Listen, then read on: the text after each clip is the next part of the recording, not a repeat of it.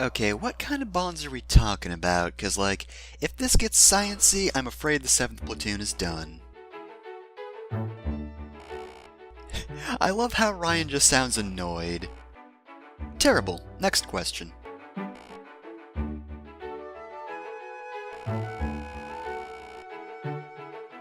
Oh, thank goodness, everything's right with the world.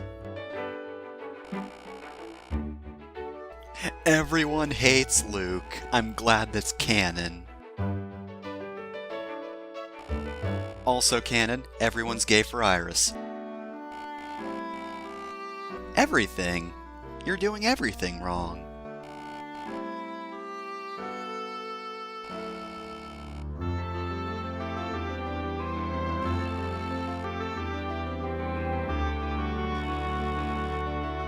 No. God, I can't believe all we're doing anymore is just disagreeing with Luke. That's the entire cutscene. Luke's a moron. Nobody likes him. Nobody in this castle likes Luke at all. He's the worst. Ah yes, 3 months. Wait, 3 months? Oh, you mean in-game time. Oh, thank goodness. For a second I thought I'd taken like another accidental hiatus. No, we're good, we're good. Okay, thank goodness. They really aren't. You don't even have to be a high level for this prologue. It's pretty easy, though maybe that's because we keep recruiting really good knights.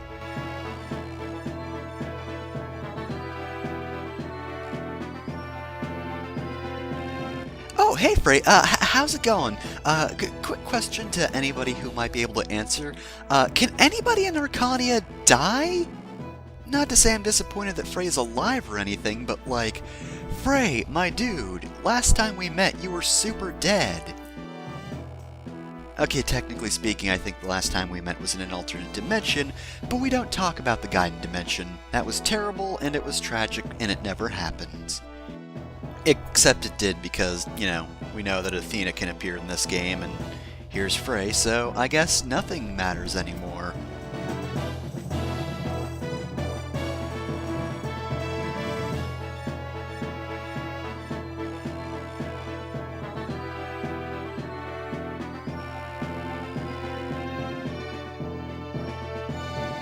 Alright, so, we now have the preparation screen. Let's talk to some people.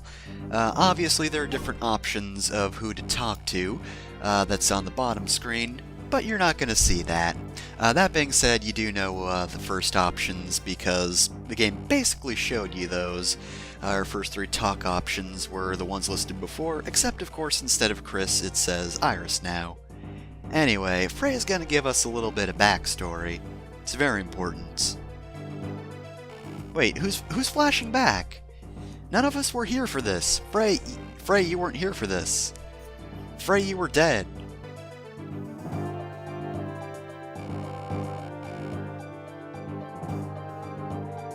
Well, alright then, I guess that's fairly important. They gave us the Fire Emblem once, we're best pals.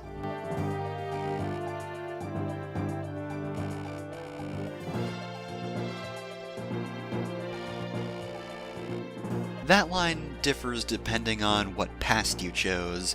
Of course, Iris was a noble's child, so she was with a noble house, until she wasn't. Wow, that sounds terrible. What's your grandfather's name so he can go to jail? You're that government agent, Sir Mackler, blah blah blah. I already did that joke. Oh, no, Yeah, No, that sounds terrible, actually. I thought I was going to die thanks to my grandfather. Great times. I'm glad he did nothing but train me all the time. Oh, if only all the kids today were abused by their grandfather. Forced to fight for hours on end. Literally never do anything with your life but stab the air. You'll be the greatest knight that ever lived. Now, for people who are less likely to destroy us with harsh training, here's Katarina.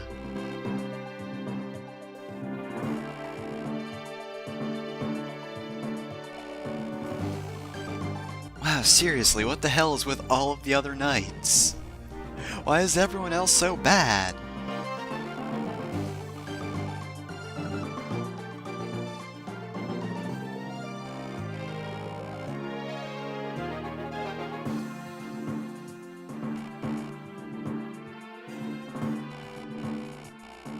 Katarina, do you have mob connections?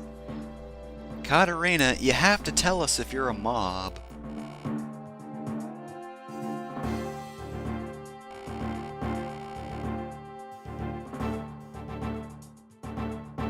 While Katarina goes off and does that, I suppose we'll rearrange our party a bit. So, let's pick out our units.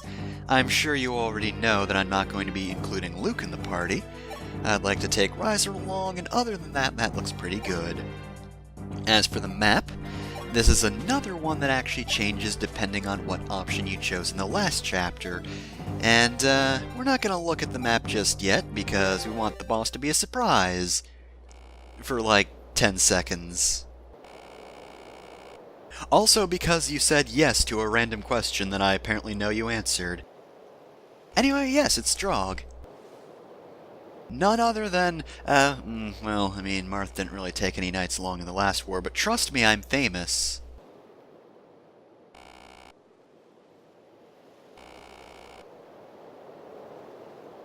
And thank goodness he leaves the battlefield before you actually have to fight.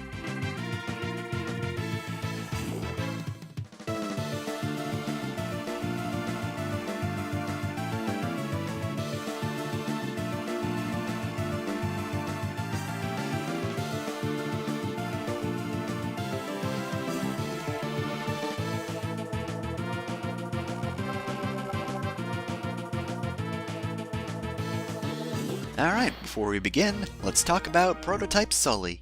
Between the two Cavaliers we have unlocked thus far, Cecille is a little closer to Rhodey, though whereas Rhodey was a little more even with all his stats, Cecile's more specialized for skill and speed, meaning she's fast and she gets a lot of crits. Of course, her HP, strength, and defense aren't quite as good. Of the three of those stats, I'd say the biggest problem of hers is probably strength. 45% compared to Rhodey's 50 and definitely Luke's 60 isn't amazing. As for her HP and defense though, those aren't huge drops, so I wouldn't be as concerned about that.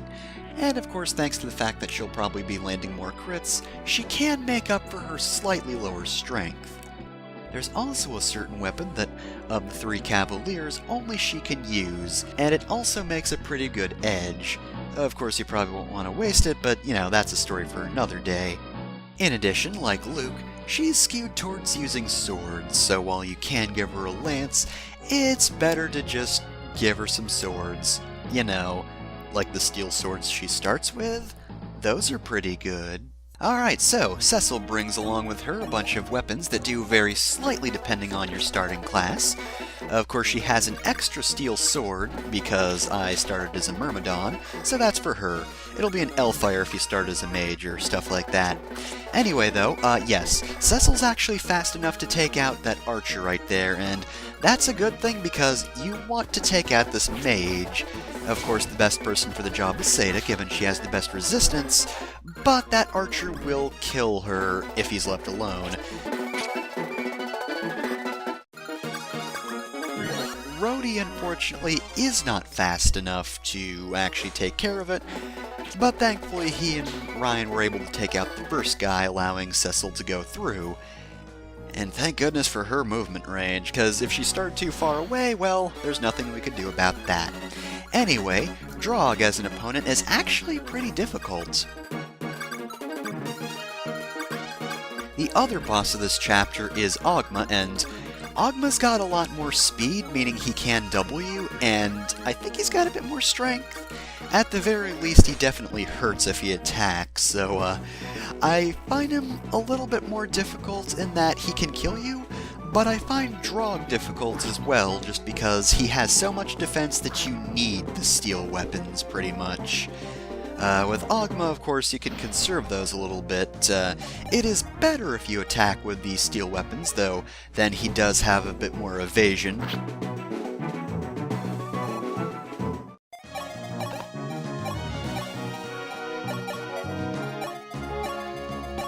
But yeah, as I said before, Ogma, I don't feel like it matters as much. It just helps a little bit to do all the damage you can.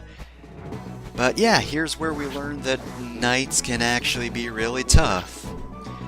And of course, Drog himself has some pretty good attack power, though, to be fair, it's not really helped by the fact that Seida's not got the best defense. Actually, I was about to say Cecille would stand it pretty well, but no. Thanks to that superior weapon, Drog does actually have even more of an edge against her. But, you know, it's not like he had a lot of HP left, so Cecille finished up. And thank goodness, because, you know, I don't want her taking 11 damage, and she was blocking the path anyway. I never need a knight's strength, because I don't really like using them. I get enough bad movement from the archers.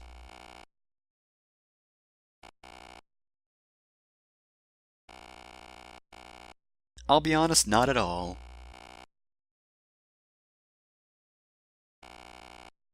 Yeah, me and my sword, and you, I guess, shouting things from the sideline. And of course, Iris is gonna say yes. I mean, what kind of jerk would say no to that? It's our friend Katarina. Oh, well, bye, Katarina. See ya. Well, that was nice, if a bit short. And hey, we're on our final test.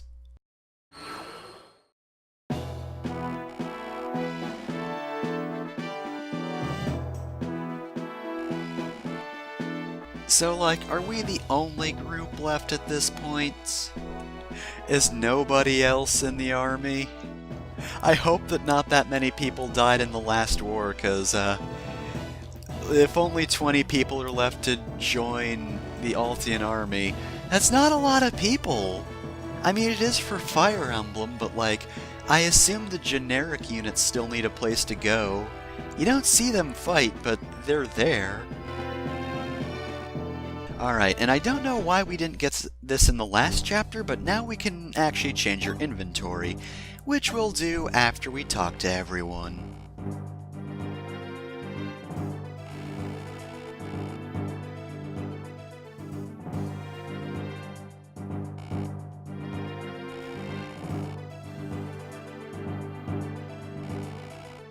Princess Nina is the last of their royal line because everyone else was murdered.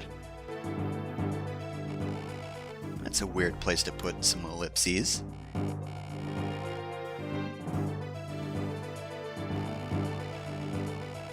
Yeah, please don't remind me of that chapter.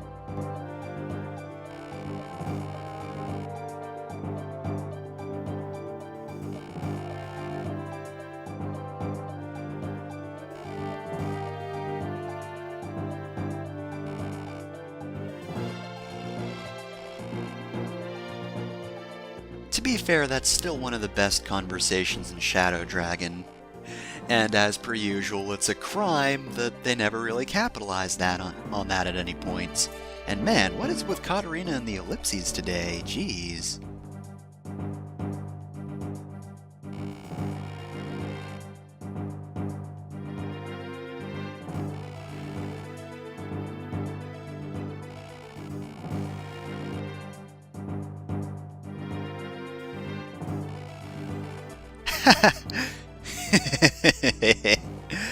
Oh, Cecille.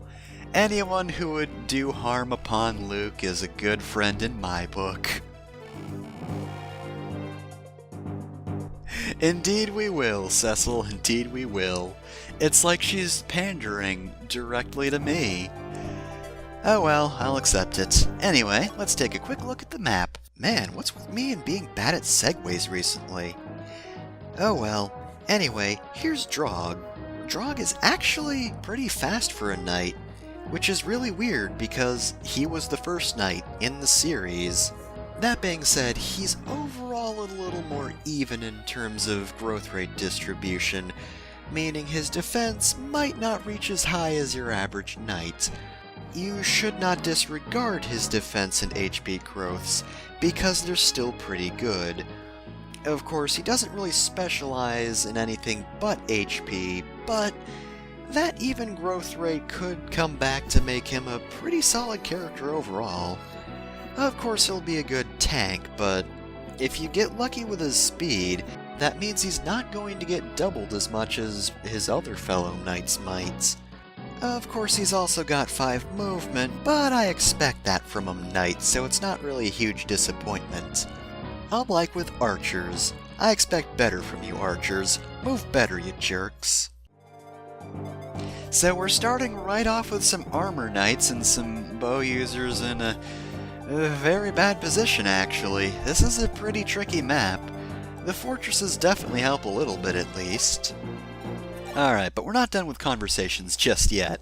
Now that we're done with the War Council, let's go talk to Marth.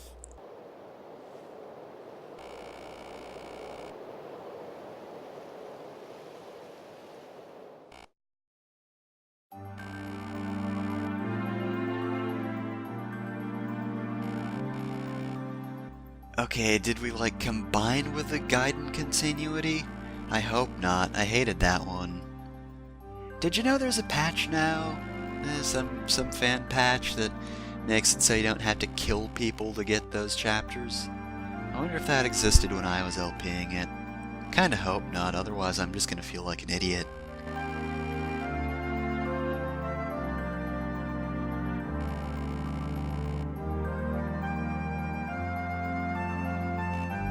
Your sister already told me all about this, and how you're a gigantic baby, Marth.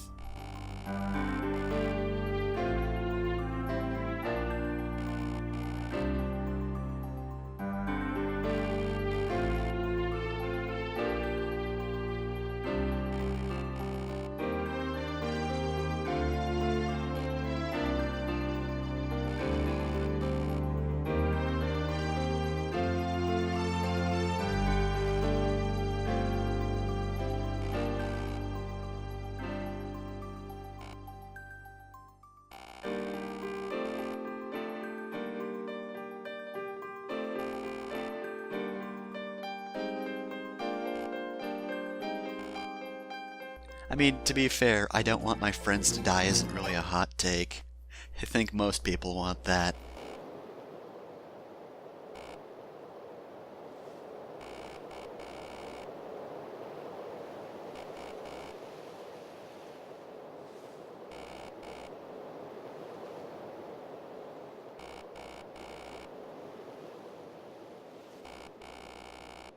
Alright, who upset you? I'll beat the shit out of them. Was it Luke? I'll beat him up for sure. Even if it wasn't Luke, I'll beat him up anyway, because he probably did something.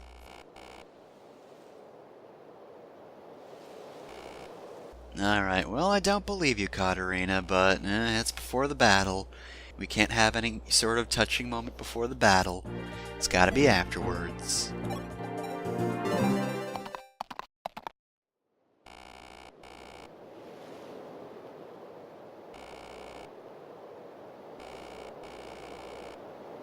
Alright, and indeed, Cain is the boss of this chapter, so let's get started. This one's really tricky. Again, defending this point at first is actually kinda difficult.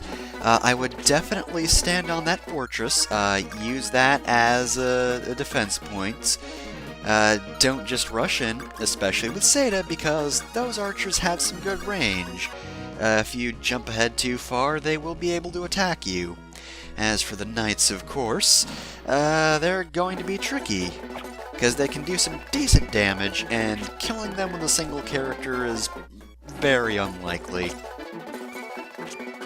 Of course, they're also lance users, meaning Cecile's not the best character for the job, but my only other character with a lance is Seda, and, well, as you can see, the archers are descending on us like vultures, so, let's kill them. Let's remove them before they're a huge problem. Because honestly, they're already a problem considering, Cecile's HP at this point. Oh, also, I think I do a stupid move right here. I know I do a stupid move at some point in this chapter. Yeah, I should have gone and killed the archer with Iris, because quite frankly, Rhodey would be better served on the fortress instead of Iris, who, you know, a little weak to lances, is gonna take a bit of damage from them. It's not like the biggest mistake or anything, but at the same time, there were better ways to go about that. It's not my best plan. On the bright side, I did crit a Myrmidon, so, it's going pretty well. Really, if anything, I'm more worried about Rhodey, but it's not terrible. Anyway, here's our introduction to reinforcements. Sometimes enemies will appear on the map, usually from fortresses, though sometimes from the side of the map. And in hard mode, enemies actually appear at the beginning of the enemy turn, meaning they will attack you the moment they appear. This is actually how it was in games before FE7. From then on, it was mostly just hard modes in which that happened. Which, quite frankly, that's the main thing keeping me from playing a hard mode in a Fire Emblem game. Like, I don't mind any of the other difficulties. It's just annoying when they can move immediately, and I don't care for it. Oh yeah, by the way, Kain won't aggro for Seda, I find. Probably since she's the princess and all, but, you might have noticed that, the moment someone else was in range, he went straight for him.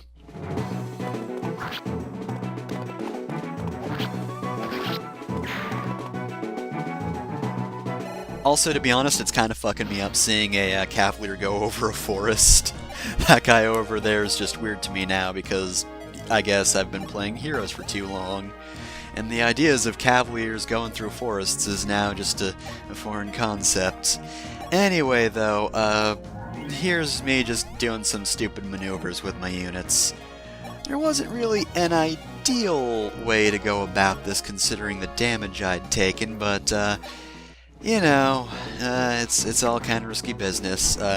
Make sure to keep track of Kain's range if you don't want him finding you too soon. It's better to defend the normal units rather than just get swarmed by Kain if you're not ready for him.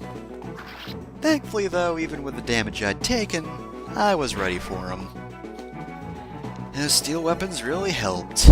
Thanks, Katarina. Thanks to your mob connections, everything turned out fine. And hey, Rhodey got a damn good level up. And that's it. Map clear. We did it. Congratulations. Now kill me. Kill me so you may become knights. And of course, the results are the same as the ones before, or rather the test or whatever it is. Your score's better if nobody's died, and of course, nobody's been defeated. And I disagree. I'm pretty sure we got through the last war without anyone dying. Except Frey, but he's fine now, so honestly, I'm gonna count that as a perfect record. Ah, Luke can be a knight, huh. Maybe we should have failed that test.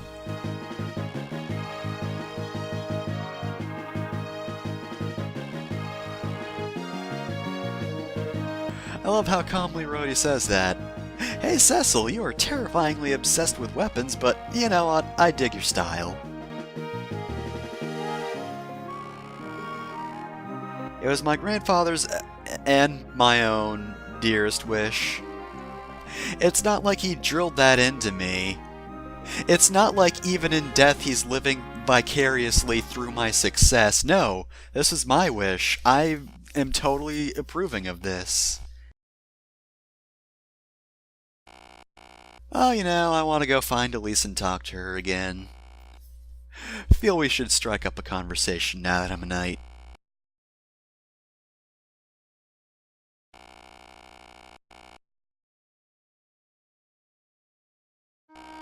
Oh fuck, it's Norda? Okay, so if you haven't played or seen Shadow Dragon, let me just fill you in on this. Norda is literally the worst town on the face of this planet.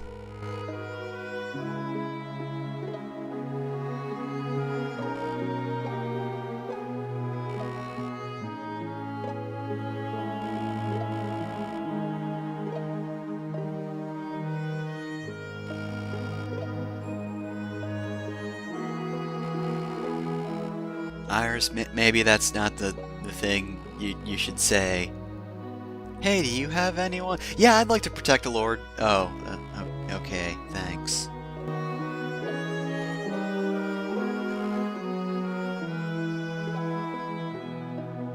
Okay, so, by the way, there are certain points in the game in which you're actually able to change the style of your avatar. Usually it comes in the form of a new hat. And, to be completely honest, each and every one of these scenes is in the worst possible spot they could be. All of them are within, like, some big dramatic moments. For example, after hearing about our friend's abuse, she's like, oh, by the way, do you want to wear this headband now? And I mean, obviously I'm going to show all of this off, because, you know, you should see it. This is gonna be 100% LP, 100% hats. Not 100% completely, just 100% hats, all the hats. Iris is a wearer of fine hats. She's gonna wear them all, even though a headband isn't technically a hat.